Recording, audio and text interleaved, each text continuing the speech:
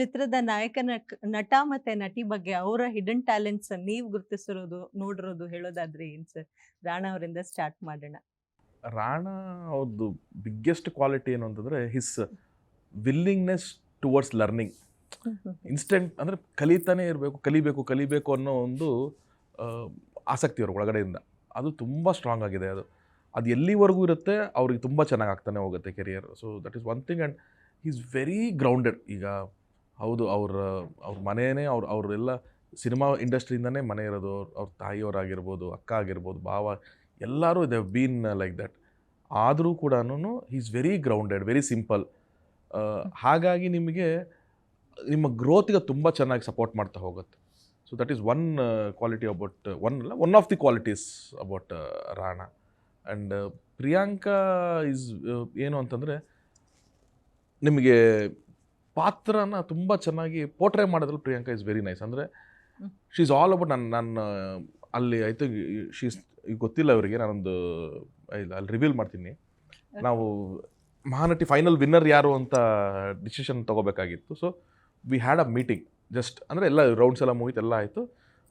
ನಮ್ಮ channel head Raghavendra Hunsur ಅವರಿಂದ ಹಿಡಿದು ರಮೇಶ್ ಸರ್, ಪ್ರೇಮಾ ಮೇಡಮ್, ನಾನು ಎಲ್ಲರೂ ಒಂದು ಫೈನಲ್ ಮೀಟಿಂಗ್ ಅಂತ ಕೂತ್ಕೊಂಡು ಯಾರು ವಿನ್ನರ್ ಆಗಬೇಕು ಅಂತ ಮಾತಾಡಿದಾಗ ಹಿಂಗೆ ಹೆಸರುಗಳು ಅಲ್ಲಿರೋ ಟಾಪ್ 3 ಹೆಸರುಗಳು ಬರ್ತಾಯಿತ್ತು.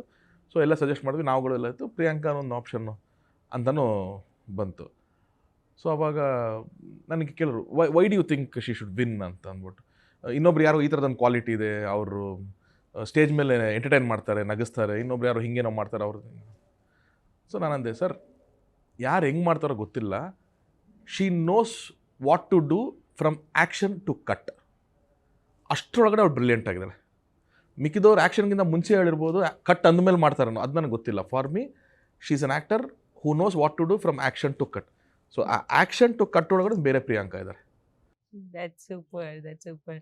ಸೊ ಹಬ್ಬದ ಸಡಗರ ಸಂಭ್ರಮ ಜೊತೆ ನಿಮ್ಮೆಲ್ಲರಿಗೂ ಒಂಥರ ಹಬ್ಬನೇ. ಮೂವಿ ರಿಲೀಸ್ ಆಗಿ ಥಿಯೇಟರ್ನಲ್ಲಿ ಜನ ಕೂರೋದು, ಜನರಿಂದ ಇನ್ಪುಟ್ಸ್ನ ತಗೊಳೋ ಹಬ್ಬ ಇನ್ನೂ ಕಂಟಿನ್ಯೂ ಆಗ್ತಾ ಇರುತ್ತೆ.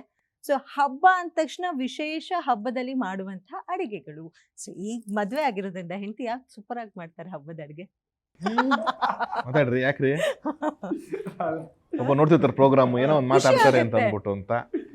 ಇಲ್ಲ, ಎಲ್ಲರೂ ಸೇರ್ಕೊಂಡು ಮಾಡ್ತಿರ್ತಾರೆ, ಒಬ್ರು ಎಲ್ಲ ಹೆಲ್ಪ್ ಹಂಗೆ ಹಿಂಗೆ ಎಲ್ಲ ನಡೀತಾ ಇರುತ್ತೆ. ಮಾಮೂಲಿ ಗಣೇಶ ಹಬ್ಬಕ್ಕೆ ಎಲ್ಲ ಮಾಡೋದು. ಅಡಿಗೆ ಮಾಡಕ್ ಬರುತ್ತಾ ಅವ್ರಿಗೆ ಬರಲ್ವಾ? ಅದಕ್ಕೆ ಸರ್ ಬ್ಯಾಲೆನ್ಸ್ ಮಾಡ್ತಾರೆ, ಎಲ್ಲರೂ ಸೇರ್ಕೊಂಡು ಮಾಡ್ತಾರೆ ಅಂತ ಸುಮ್ಮನೆ ಹೇಳಕ್ಕಾಗಲ್ವಲ್ಲ ನಮ್ಗೆ. ನಿಮ್ಮ ಮನೇಲಿ ಹಬ್ಬ ಅಂದ ತಕ್ಷಣ ತಾವು ಮಾಡುವಂತ ಕೆಲಸ ಏನ್ ಸರ್? ನೀವು ಸಾಮಾನ್ಯರಂತೆ ಹೋಗಿ ಈ ಬಾಳೆಕನ್ ತರೋದು ಆ ಥರದ್ದೆಲ್ಲ ಮಾಡ್ತೀರಾ? ನಾನೇ ಎಲ್ಲ ಮಾಡೋದು ಗಣೇಶ ಹಬ್ಬಕ್ಕೆ. ಹೌದಾ? ಗಣೇಶ ಹಬ್ಬದಲ್ಲಿ ನನಗೆ ಮೋದಕ ಸರ್? ರೂಲ್ ಮಾಡ್ಬಿಟ್ಟು ಅಲ್ಲ, ಅಡ್ಗೆ ಮಾಡ್ಲಿಲ್ಲ.